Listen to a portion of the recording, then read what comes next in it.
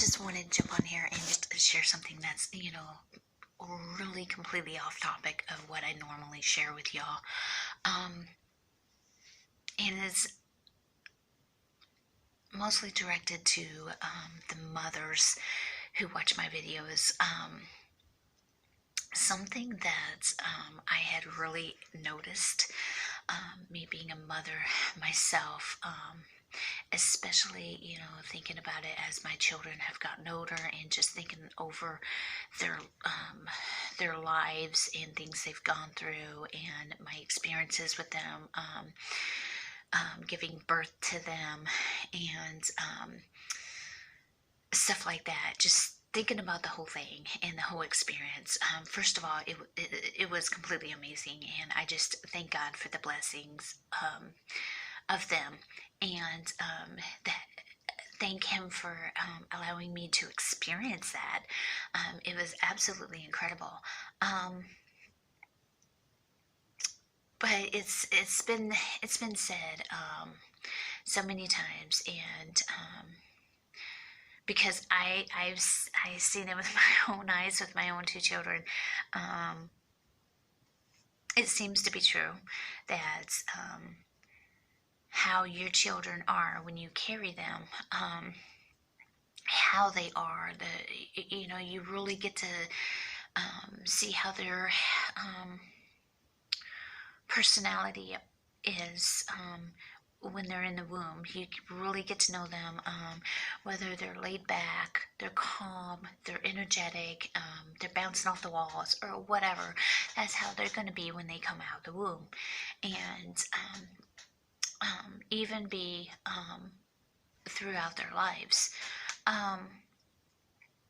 And I strongly believe that. I really do, because with my son, my oldest, he was very, very calm, extremely calm when I was carrying him. So much so that towards the end of my pregnancy, in the last trimester, especially starting in the last trimester, but more towards the end of my pregnancy, he wouldn't hardly move at all. I mean, I had to, if I didn't feel him within a certain amount of so many hours, I had to sit there and kind of give my tummy my belly a little shake there, and try to get him to move, make sure he's okay in there, because he wouldn't hardly move. And that's what my OBGYN had recommended me to do, because he was such a calm baby. And that's how he is. For the most part, he's really calm. He's so like gentle and all that, for the most part. And it's just amazing to see. Now, my daughter, on the other hand, my baby, she was like tumbling and bouncing from one side to the other in the room, and she was all over the place. She was constantly active. As a matter of fact, the times that she'd stop moving, I knew she was sleeping, without a shadow of a doubt. And it was just so amazing. And such, complete night and day change between the two pregnancies. And she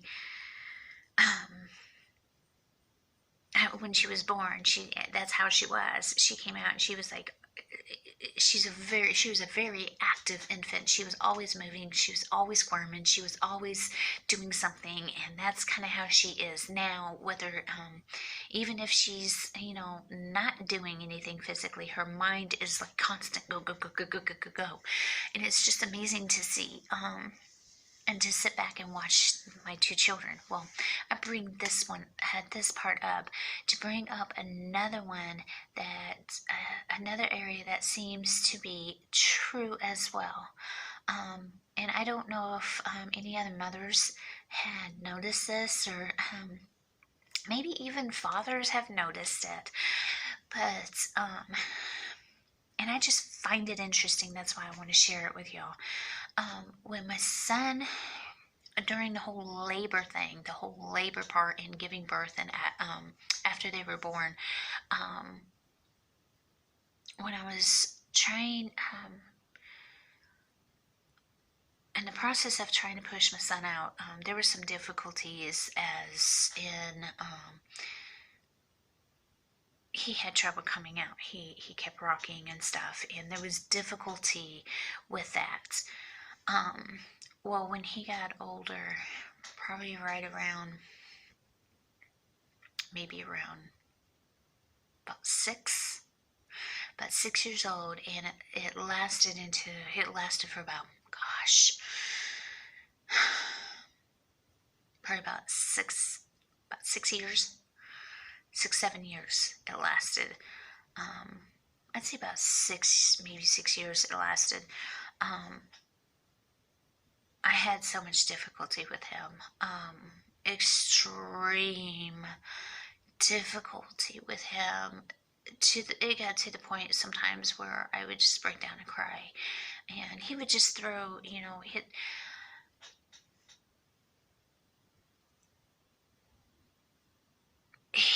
he would throw like extreme temper tantrums, and a lot of that had to do with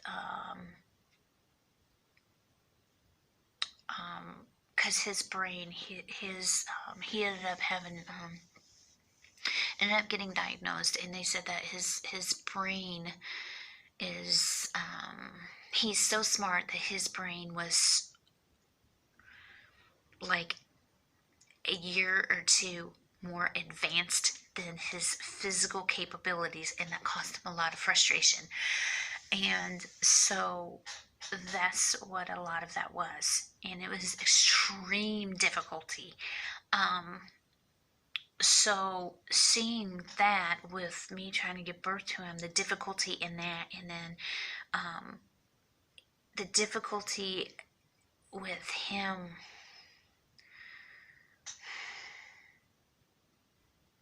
getting through that, it's like it's mirroring. It's just, and to me, it's kind of amazing to see, looking back upon it. But he finally came out of it, and when he came out of it, he came out of it better. He came out of it stronger. Although there were times I was wondering, I told my mom, I said, there's I think I may kill this kid. I think I may kill because it was so bad. It was so extremely bad, and it was by the grace of God that we both made it through. It was extremely difficult on me, and him too. It really was. And literally, it's like the only thing that would calm him down is if I would rub his back in certain spots.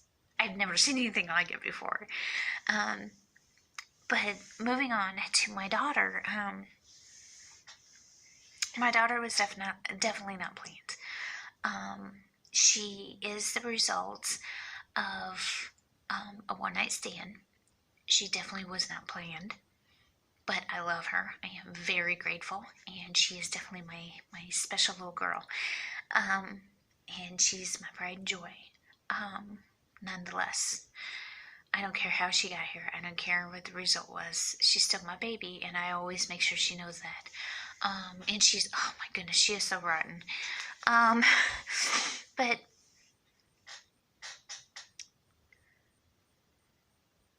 after the whole birth with her was actually fairly easy. It really was. It wasn't that bad, and I literally did not push with her. I mean, there was a little bit where we were waiting for the doctor, and I had the urge, and I kind of pushed a little, faint push, just a little bit, but that was it. And it was kind of like it wasn't even like I said, a hard push or nothing. It was just like a little grunt for just maybe a couple of seconds, and that was it. I let up. That was it. That's all I did, because I was scared. I didn't want her to come out without the doctor there, but she ended up doing it anyway on her own.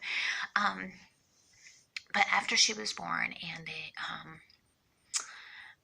her brother had actually cut a cord. They're 5 years apart. Her brother had cut her cord, and they ended up handing her to me. Then they took her away again, of course, and then got her all cleaned up and stuff. Well, when they handed her to me the second time, and I was able to hold her for a little bit. There was that moment where I can't explain it. It's like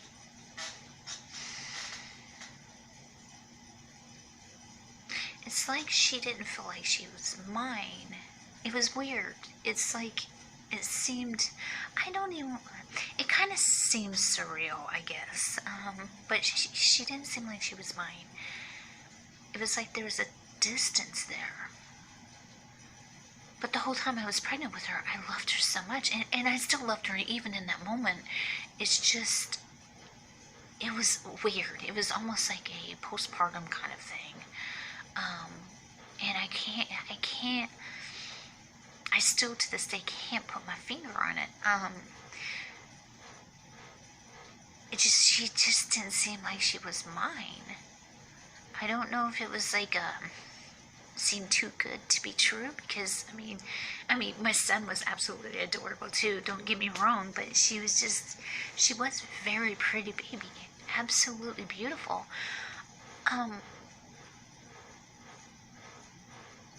I don't know what it was. I really don't know what it was. The only thing I can think of what it actually was like a postpartum kind of thing. And that seems surreal that she really was there.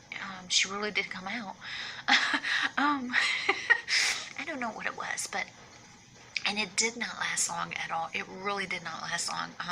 As a matter of fact, after they took her away that time, and finished getting cleaned up and all this good stuff, and then I ended up, I think, if memory is serving me right, I got her back a third time. I ended up feeding her, I think, and then that's when it's like all that went away. I mean, she was mine. Reality started kicking in, and I got out of the woo-woo zone or whatever zone I was in. But I mean, that only lasted for maybe a few minutes. The few minutes that I held her that second time.